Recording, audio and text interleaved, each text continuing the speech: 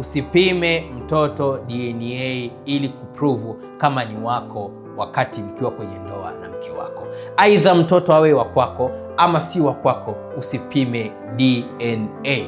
Mlee mtoto ikiwa amepatikana, hata kama huna mashaka, lakini ikiwa una uwezo wa kumlea mtoto, lea mtoto katika hali hiyo, kwa sababu ukipima DNA matokeo yake hayana amani mbele.